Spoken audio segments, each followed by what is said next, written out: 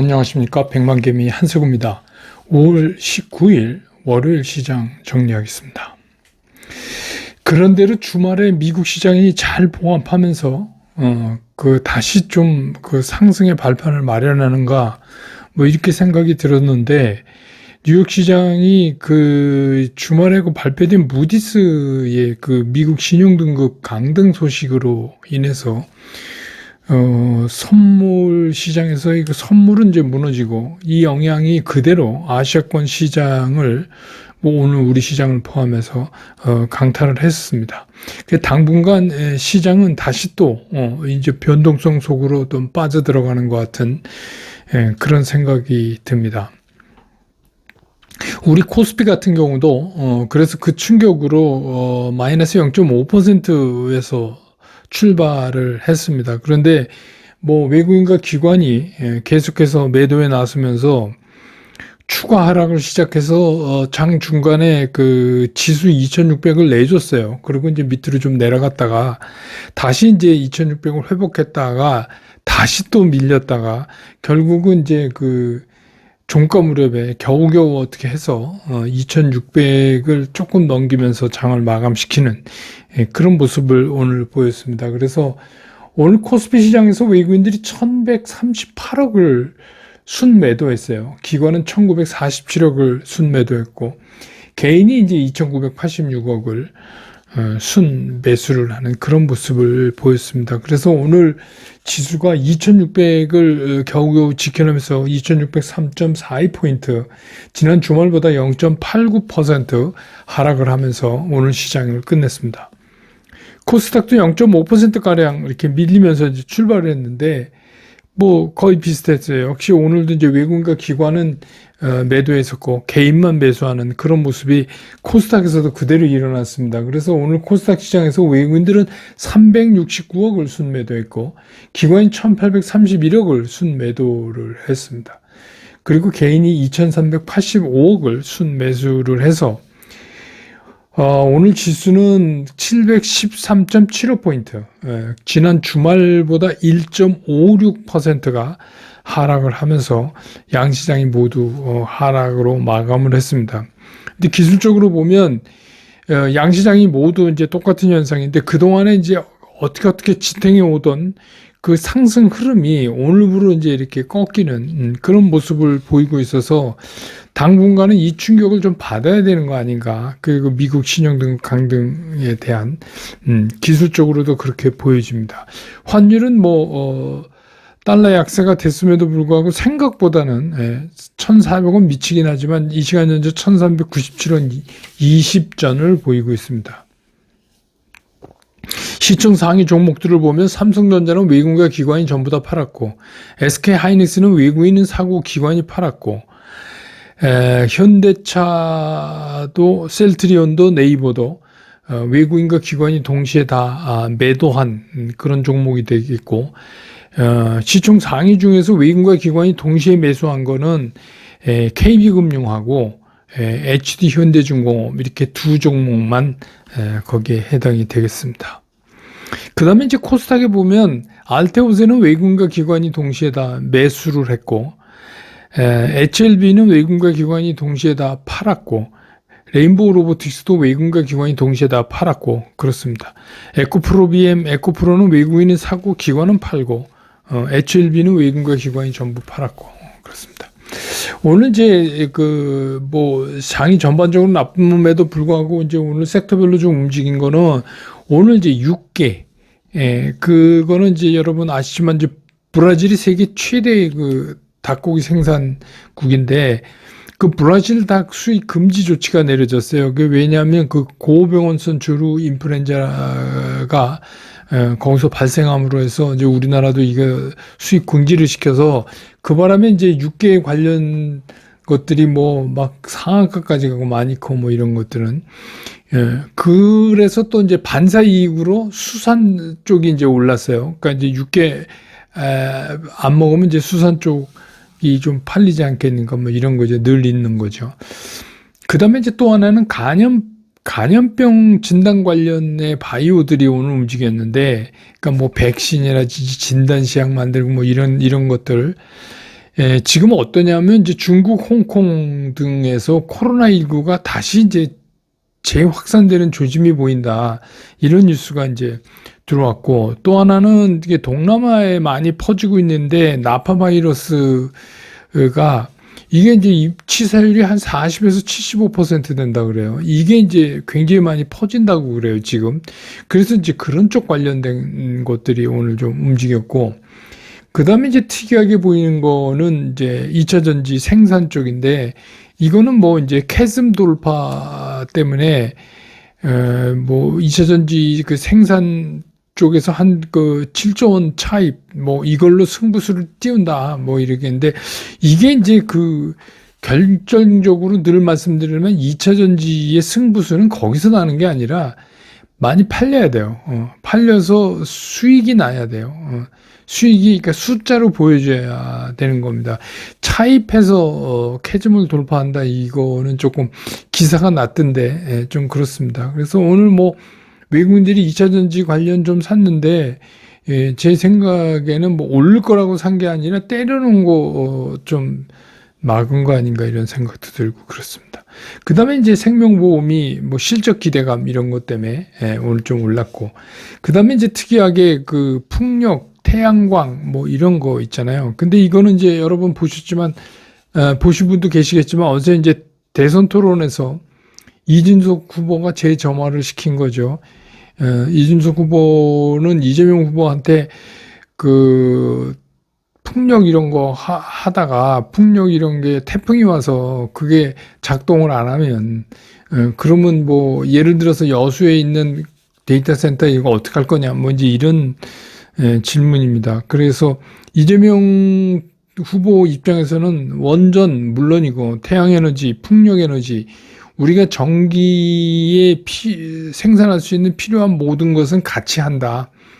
같이 해나간다. 그래서 원전과 재생에너지 이거를 복합적으로 같이 한다. 특히 이제 원전 쪽에서는 SMR을 좀 집중적으로 하려고 한다. 이렇게 이제 답변을 하면서 오히려 이제 가만히 있던 거에다가 탄력을 붙여줬어요. 그런 것들이 오늘 이제 주로 움직였고, 그래서 오늘 시장의 특징을 좀 말씀드리면, 이거는 이제 우리가 피해갈 수 없는 악재가 나온 거예요. 미국의 신용등급 하향이라는 거는, 이건 뭐 우리가 맘대로 해서 우리가 피해가고 이런 건 아니기 때문에 어쩔 수 없이, 이거는 뭐 어쩔 수 없이 또다시 시장의 잠깐 변동 속으로, 다만 이제 이 기간이 얼마나 될 거냐가 이제 문제가 되는 그런 상황이다, 이렇게 볼 수 있겠습니다.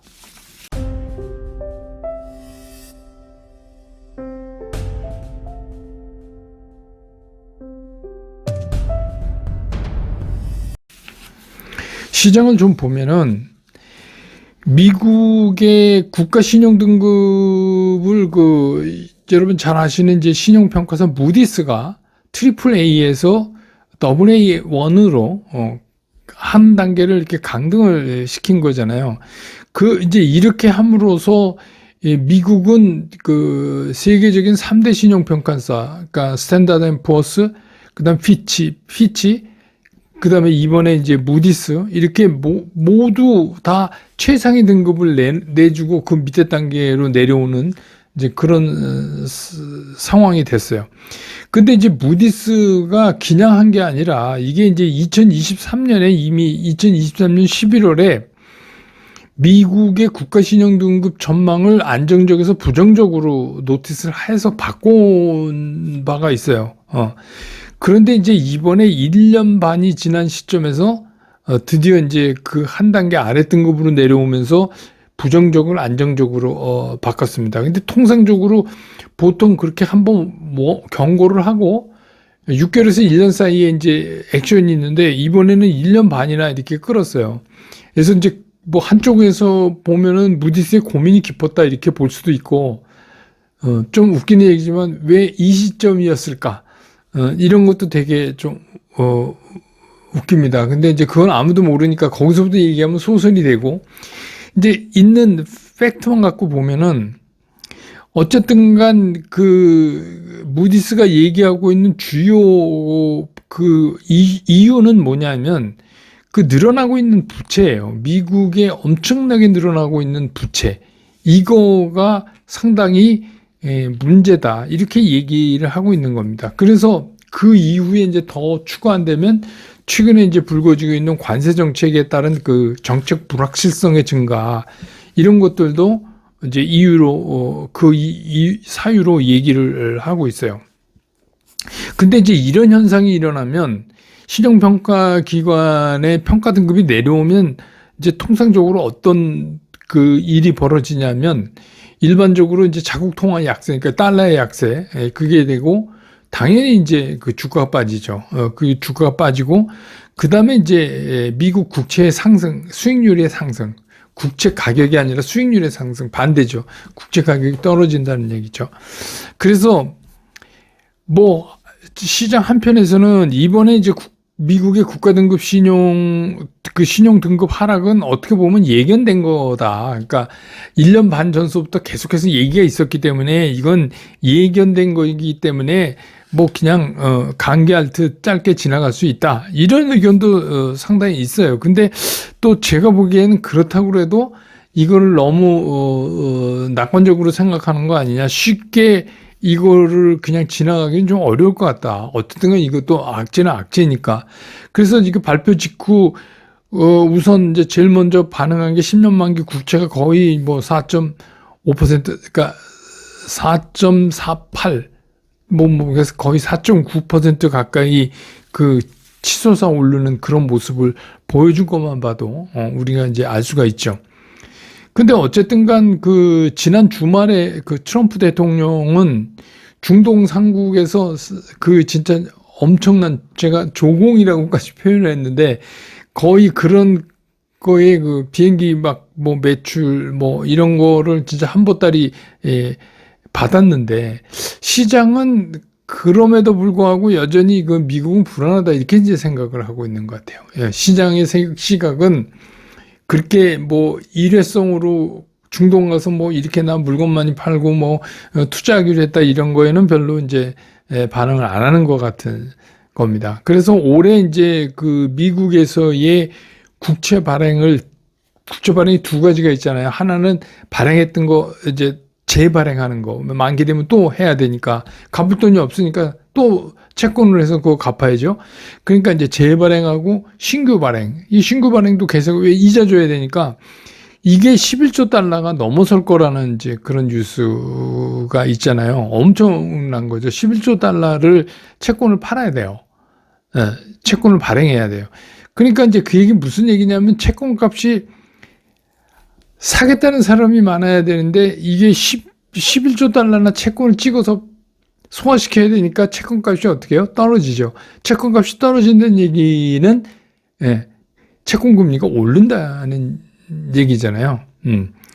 그렇습니다. 그렇기 때문에 그렇게 되면 이제 연준의 움직임도 상당히 제한적이 될 수밖에 없고 이제 여러 가지 이제 문제가 이것 때문에 발생하게 되는데 근데 여기에 이제 최근에 관세 정책 때문에 이제 상당히 흔들리고 있잖아요. 미국 자체가 뭐 이제 그렇게 되면 뭐 미국에서 소비되는 물품에 코스트업 효과가 있어가지고 뭐 이런저런 막 인플레이션 잡기 어렵고 뭐 이런 일이 하는데 왜 하필이면 이 시점에 무디스가 신용등급 하락까지 땅 이렇게 치고 이제 나왔어요. 그렇게 보니까 어떻게 보면 트럼프 대통령의 이 관세 정책도 상당히 큰 암초를 만난 거다 이렇게 볼 수 있어요. 그래서 제가 이제 뭐 일각에서 보면 이런 얘기도 나오더라고요. 그렇기 때문에 미국의 이제 그 재정 적자를 줄이기 위해서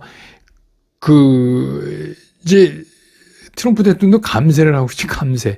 그러니까 들어올 돈이 점점 줄어드는데 갚아야 될 돈은 늘어나니까 이제 계속 부채가 나는 건데 그거를 없애기 위해서 관세 정책의 강도를 높일 거다. 그러니까 그 돈을 관세를 받아서 채워넣겠다. 이제 이런 거다. 그래서 관세 정책의 강도가 강해질 거다. 이렇게 이제 예측을 하지만 제가 보기엔 결국은 대부분의 국가들은 기본 한 10% 정도에다가 뭐 이제 부문별로 더하기 빼기 이렇게 끝나는 거 아닌가 이렇게 예측이 됩니다. 그거보다 더 하기가 상당히 어려울 거예요. 이렇게 상황이 되면. 근데 이제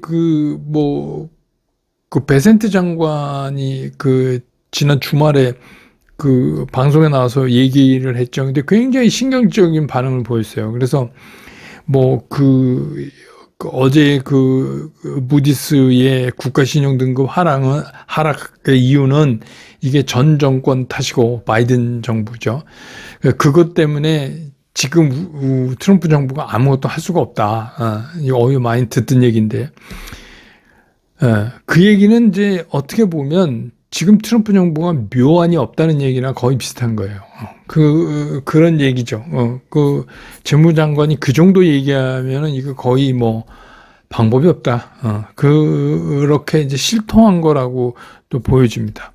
그렇기 때문에 이번에 무디스의 미국의 신용등급 하락이 강등이 아무리 예견된 것이라고 하더라도 악재는 악재일 수밖에 없습니다. 악재는 악재일 수밖에 없어요. 그래서 시장은 어떤 이유로든 간에 이 악재를 소화할 수 있는 시간이 좀 필요해요. 근데 그게 짧아지냐 이제 길어지냐 이제 그거의 차이가 있는데 2011년에 스탠다드 앤 푸어스의 강등 때는 조금 충격을 먹었죠. 시장이 좀 충격을 먹어서 많이 빠지고 막 그랬었잖아요. 그런데 이제 2024년에 피치가 할 때는 크게 충격 안 받고 이렇게 넘어갔거든요. 그래서 사람들이 자꾸만 이제 그 얘기를 해요. 2024년 피치 얘기를 하면서 이번에도 이미 알고 있기 때문에 쉽게 넘어갈 거다. 근데 이제 피치하고 무디스는 다르죠. 급이 다르죠. 예. 스탠다드 앤 푸어스나 무디스하고 피치는 이제 유럽 쪽이고 큰 비중이 없으니까, 영향력이. 예, 그렇게 본다면은 많은 사람들이 그냥 해피하게 생각하는 것처럼 그렇게 쉽게 끝날 일도 아니다. 그래서 어쨌든 간 무디스가 미국 국가의 신용 등급을 강등시킨 거는 나름대로 상당히 무게감이 있는 임팩트다. 이렇게 보시는 게 맞는 것 같아요. 그래서 이제 그게 우리 주식 투자하는 사람 입장에서는 가능하면 그 악재를 소화시키는 기간이 줄어들었으면 좋겠다는 생각은 있지만 늘 그렇듯이 그게 이제 우리 맘대로 되는 건 아닌데, 근데 이제 우리 시장을 보면 제 생각엔 오히려 우리 시장 입장에서는 내달의 대선 결과가 더 영향을 시장에 줄 것 같아요. 그러니까 우리 시장이 세계 시장에서 굉장히 싸다는 거는 다 알잖아요. 근데 그렇게 이제 싸지는 이유, 그것 때문에 이제 지금 얘기하는 상법 개정, 그러니까 이사의 주주 충실주의가 이제 보태지고, 명문화되고, 그 다음에 이제 배당소득 분리과세 하는 거, 또 저 PBR 주식에 대한 문제, 이렇게 얘기하는데, 그런 거죠. 그러니까 이게 주식 투자하는 사람 입장에서나, 그건 이제 내국인이 됐건 외국인이 됐건,